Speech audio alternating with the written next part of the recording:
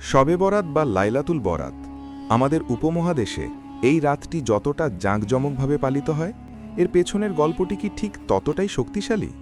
চলুন আজ এই রহস্যের গোড়ায় যাওয়া যাক।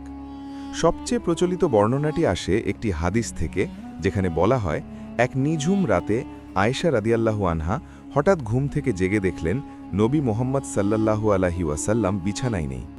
ঘুটঘুটে অন্ধকারে আয়েশা রাদিয়াল্লাহু আনহা চিন্তিত হয়ে পড়লেন।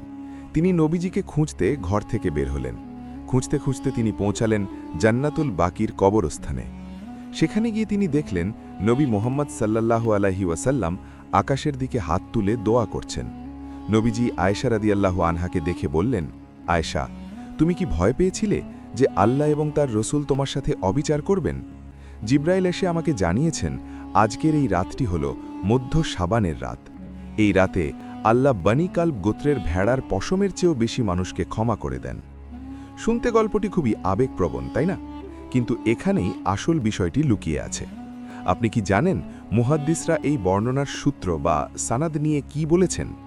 ইমাম তিরমিজি নিজেই এই হাদিসটি বর্ণনা করে এর দুর্বলতা বা জাইফ হওয়ার ইঙ্গিত দিয়েছেন।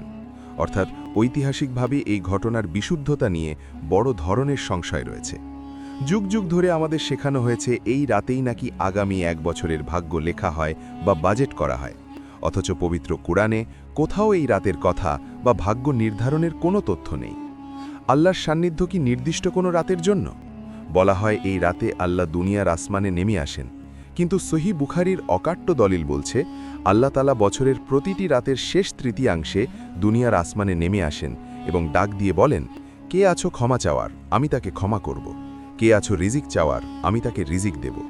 তাহলে কেন আমরা বছরের ৩৬৪ দিন আল্লাহকে ভুলে থেকে শুধু একটি রাতকে বিশেষ করে পালন করছি? কিন্তু কুরআন আমাদের বারবার মনে করিয়ে দেয় আল্লাহ আমাদের হৃদয়ের অতি নিকটবর্তী। তার কাছে পৌঁছাতে কোনো বিশেষ উৎসব বা মধ্যস্থতার প্রয়োজন নেই। আসলে শবে বরাত বা লাইলাতুল বরাত ইসলামের প্রাথমিক যুগে বা সাহাবীদের সময়ে এই আমেজ বা উৎসবে পালিত হতো না। এটি পরবর্তী সময়ে যোগ হওয়া একটি প্রথা মাত্র। তাই আসুন গল্পের মোহে না পড়ে সরাসরি কুরআন থেকে নির্ভেজাল পথটি বেছে নিই। সত্য হয়তো সবসময় উৎসব মুখর হয় না, কিন্তু সত্যই মুক্তির পথ।